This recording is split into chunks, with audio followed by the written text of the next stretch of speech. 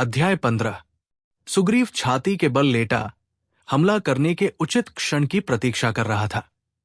उसने अपने चारों ओर दृष्टि घुमाकर देखा कि क्या उसके साथियों ने उसके निर्देशानुसार मोर्चा ले लिया था।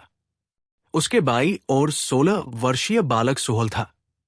जब सुग्रीव ने उन्हें अपनी योजना बताई तो सबसे अधिक उत्साहित वही दिख रहा था।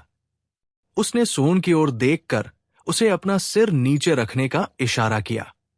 उसके दाईं ओर उससे कुछ कदम ऊपर सीढ़ियों के पीछे गाजा छिपा बैठा था। उसकी आयु 40 वर्ष के आसपास थी और वह 3 युवा पुत्रों का पिता था। विजय उस चट्टान के किनारे पर तैनात था जहां नदी तंग घाटी में प्रवेश करती थी। वे सब वानर पुरुष थे जिन्हें उसने श्रमिकों में से चुना था। नल सुग्रीव के साथ था, लेकिन उसने उसकी योजना में शामिल होने से मना कर दिया था। उसकी दृष्टि में ये डकैती थी। सुग्रीव जानता था कि उस सिरफिरे वास्तकार के साथ बहस करने का कोई लाभ नहीं था। उसने उसे गुफा में ही प्रतीक्षा करने को कहा था जहां वे पिछली रात सोए थे। उसके पास गदाओं और भालों से लैस 40 व्यक्ति थे। उसे आशा थी कि इतने व्यक्ति उसकी योजना के लिए पर्याप्त होंगे। सुग्रीव ने बड़ी सावधानी के साथ घात लगाने का स्थान तय किया था। वे लगभग 2 महीने तक उत्तर दिशा में उफनती नदियों और कठिन पहाड़ी रास्तों को पार कर चलते रहे थे। वो अपने भाई से भी मिलकर नहीं आया था। यदि वो उसके पास जाता तो ये तय था कि बाली कभी उसे वहां से आने न देता। उसने एक चरवाहे बालक के हाथ बाली के लिए संदेश भिजवा दिया था कि वो श्रमिकों के वेतन की व्यवस्था करने के लिए गया था। उसने अपने भाई के दमघोंटू प्रेम को छोड़ने के पश्चात जैसी स्वतंत्रता महसूस की थी, वो आनंदित कर देने वाली थी। वो अपने बल पर कुछ कर रहा था। उसे कदम कदम पर बाली के निर्देश नहीं लेने पड़ रहे थे। क्षण भर के लिए उसका ध्यान तारा की ओर चला गया। उसके बारे में सोचते ही वो मुस्कुरा पड़ा। पहली बार ऐसा हुआ था जब तारा ने उसे कोई काम कहा था और वह उसे करने के लिए दृढ़ संकल्प था। उसे पूरा विश्वास था कि आज के बाद उसके भैया उसे बच्चा समझना छोड़ देंगे और एक बार जब उसने धन की व्यवस्था कर दी तो उन्हें उसका महत्व भी समझ में आ जाएगा। नगर का निर्माण करना एक महंगा काम था। असुरों और देवताओं के नगर भी उन राजाओं द्वारा बनवाए गए थे जिनके पास विशाल सेना, धन और सोना चांदी थे और जिनके यहां अन्न का विशाल भंडार था। यदि उनके पास धन का अभाव हो गया था तो उनके पास अपनी प्रजा पर कर लगाने का विकल्प मौजूद था, और यदि ये उपाय भी असफल रहा तो उनके पास पड़ोसी देशों को लूटने का विकल्प था। वे निरंतर युद्ध करते रहते थे और उनके पास विशाल सिंचित भूमि क्षेत्र था, व्यस्त बंदरगाह थे और व्यापारिक मार्ग थे जिनसे उन्हें विशाल धन प्राप्त होता था तथा राजसी नगरों के निर्माण के लिए बड़ी मात्रा में श्रम शक्ति उपलब्ध थी। असुरों को, जिनके पास दक्षिणी तटीय नगर थे, बंदरगाहों और वनों का एक अतिरिक्त लाभ प्राप्त था जहां वे मसालों का उत्पादन करते थे जिन्हें पश्चिम के जंगली लोगों द्वारा खरीदा जाता था। बाली जंगल में एक नगर का निर्माण करने की कोशिश कर रहा था। वानरों के पास न तो कोई साम्राज्य था और न ही कोई व्यापार मार्ग। ये एक ऐसा तथ्य था जिसे उसका भाई स्वीकार नहीं करता था, लेकिन सुग्रीव का निष्कर्ष था कि व्यक्ति एक ही तरीके से कम समय में धन जुटा सकता था, और वो तरीका था उन लोगों को लूटना जिनके पास धन था। उसका नर्मदा के किनारे इतनी दर आने का एक कारण था। दंडकारण्य नर्मदा नदी के दक्षिणी किनारे पर स्थित थे जहां वानर निवास करते थे, और इस विशाल नदी के परे माहिष्मती नगर बसा हुआ था जिस पर दस्यु नरेश कार्तवीर अर्जुन का शासन था। वो न तो असुर जाति से संबंध रखता था, न ही देवताओं से, बल्कि वो मिश्रित जाति का था। अर्जुन, जिसे कई लोग इस नाम से पुकारते थे, ने एक आंखें चुंधिया देने वाले नगर का निर्माण किया था। ये नगर उसने अपने 500 साथियों के गिरोह की सहायता से लोगों को लूटकर प्राप्त धन से बनाया था। इन साथियों को वह अपने बाजू कहता था। एक बार नगर का निर्माण हो जाने के पश्चात वहां निरंतर व्यापारिक जहाजों का आना जाना लगा रहता था, जिससे उसकी दौलत में और भी वृद्धि हुई थी। अर्जुन ने नागों के प्राचीन गांव को अपने अधीन कर लिया था और दस्यु नरेश करकोटक को फांसी देकर मार डाला था। उसने अधिकांश नाग पुरुषों की हत्या कर डाली थी और स्त्रियों तथा बच्चों को अपना दास बना लिया था। वो उत्तर के देवताओं के साम्राज्य और दक्षिण के असुरों के साम्राज्य के मध्य एक तटस्थ व्यक्ति के रूप में काम करता था। उसे हमेशा सबसे भय लगा रहता था। अपनी क्रूरता के मामले में उसने न तो देवताओं को छोड़ा था और न ही असुरों को। वो ऋषियों को पत्थर मार मार कर मौत के घाट उतार कर या उन्हें अपने पालतू बाघों का भोजन बनाकर अपना मनोरंजन करता था।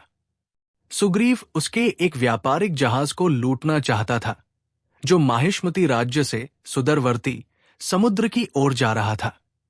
उसने अपने छिपने का स्थान विंध्य के घने जंगलों में बनाया था, जहां यदि अर्जुन के लोग उसका पीछा करते हुए आए भी तो वो छिप कर रह सके। उसने कुछ ऐसे व्यापारियों को भी ढूंढ लिया था जो लूट का सामान खरीदने के लिए तैयार थे। ये बहुत जोखिम भरा सौदा था और सुग्रीव व्यापारिक जहाजों की प्रतीक्षा में लेटा सोच रहा था कि वो कैसे अपने पराक्रम की कहानियां सुना सुनाकर तारा पर अपना प्रभाव जमा सकेगा। वो एक प्रभावी तरीके से किष्किंधा नगर के निर्माण में अपना योगदान देने जा रहा था।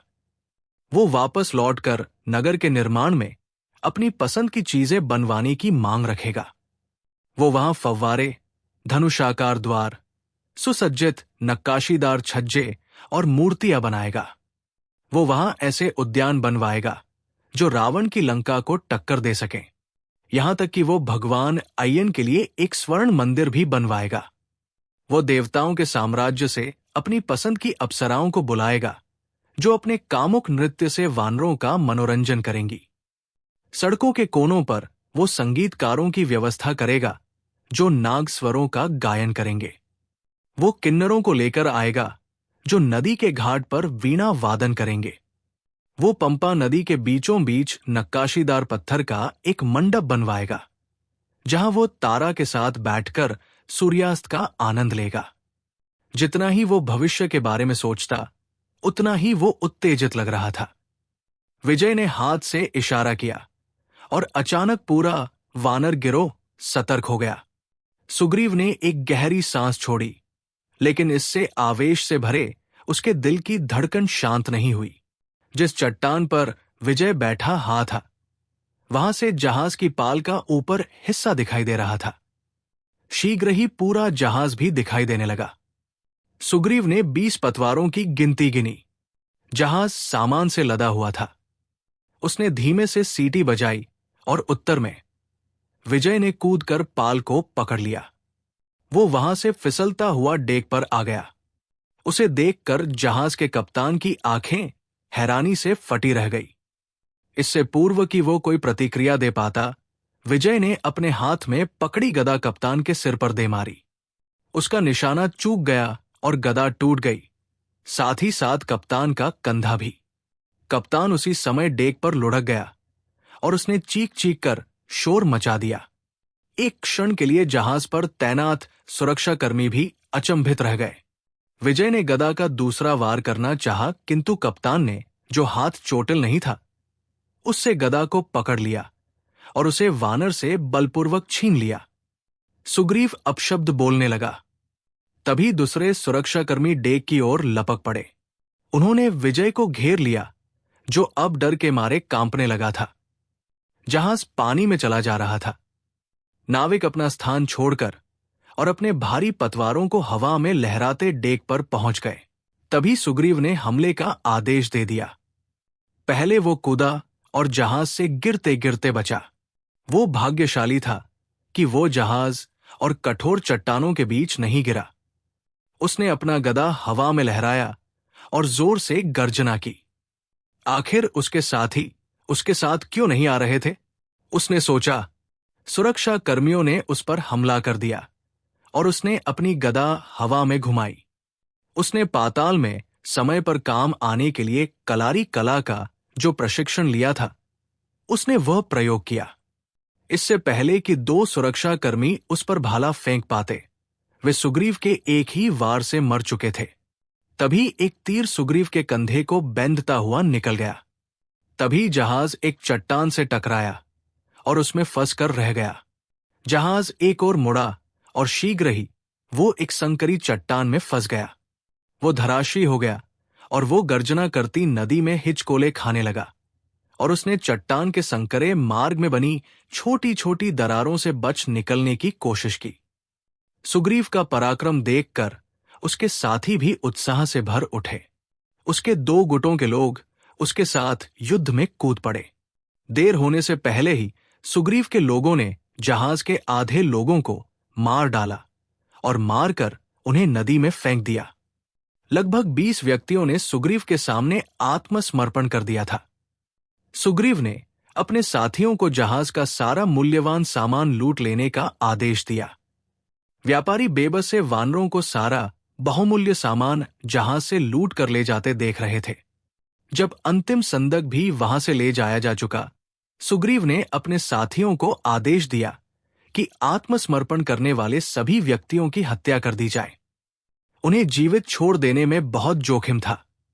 वो वापस चट्टान पर आ गया और उसने संदकों की गिनती की, जिनमें बहुमूल्य रेशमी वस्त्र, रत्न, सच्चे मोती, नीलम और अन्य बहुमूल्य वस्तुएं रखी हुई थी। इस लड़ाई में उसकी ओर के 6 लोग मारे गए थे। उसने उन व्यापारियों के सभी तकों की ओर बिल्कुल ध्यान नहीं दिया था, जिन्हें मौत के घाट उतारा जा रहा था। उसके लोग अपने गिरोह के सदस्यों की मृत्यु का बदला लेना चाहते थे और एक सच्चे नेता को कभी भी उनके गुस्से के बीच नहीं आना चाहिए, सुग्रीव ने तर्क दिया। इसके अतिरिक्त उसे एक नगर का निर्माण करना था और एक महिला को प्रभावित करना था। एक महान कार्य के लिए कुछ मौतों का महत्व ही क्या था। शाम तक सुग्रीव के लोगों ने सारे सामान की गिनती पूरी कर ली थी। सुग्रीव को अपनी इस उपलब्धि पर बहुत गर्व महसूस हो रहा था। उसे नहीं पता था कि अपना भाग्य बनाना इतना सरल था। उसका भाई एक मूर्ख था। बाली ने कभी जाना ही नहीं कि सुग्रीव किस योग्य था। उसने अपने लोगों को लूट का सारा सामान अपनी पीठों पर लाद लेने का आदेश दिया। उसके पश्चात वे अपने छिपने के स्थान की ओर चल पड़े। सुग्रीव चाहता था कि जब वो लूट का सामान लेकर वापस जाए तो वो नल के चेहरे के भावों को अवश्य देखे। अब से नगर के निर्माता को उसकी बातों पर ध्यान देना होगा, क्योंकि नगर निर्माण के लिए धन वह दे रहा था। इसलिए ये नगर भी उसकी इच्छानुसार ही बनना चाहिए। डाकुओं का कारवां घने जंगलों से होकर गुजरता रहा। वे कंटीली झाड़ियों और घने झाड़ जंखाड़ों से होकर जाने वाले कठिन मार्गों से गुजर रहे थे। कुछ वानर खुशी से गुनगुना रहे थे। कुछ लोग ये सोच रहे थे कि वे एक दिन के काम से ही इतने धनी बन गए थे। पक्षी वृक्षों में अपने अपने बसेरों पर लौटने लगे थे और हवा में ठंडक आ गई थी। सुग्रीव अपने प्रिय साथियों के गिरोह का नेतृत्व करता किसी राजा के समान चल रहा था। उन्होंने घास के हरे मैदानों को पीछे छोड़ दिया था, जहां हिरण घास खाते हुए घूम रहे थे। वे पहाड़ियों से ऊपर होकर गुजरे जहां झरनों का पानी कलकल करके बह रहा था। वे हाथियों और जंगली भैंसों के रास्तों से होकर गुजरे थे। किसी ने एक गीत गाना आरंभ कर दिया और शीघ्र ही सुग्रीव भी उसके साथ गाने लगा। पहाड़ों पर चांद उगाया था। उसने पूरे जंगल को चांदी के रंग में नहला दिया था। हवा ठंडी हो गई थी और वो निशागंधी की सुगंध से भर गई थी। जब वे लोग गुफा में पहुंचे तो हवा लगभग थम चुकी थी।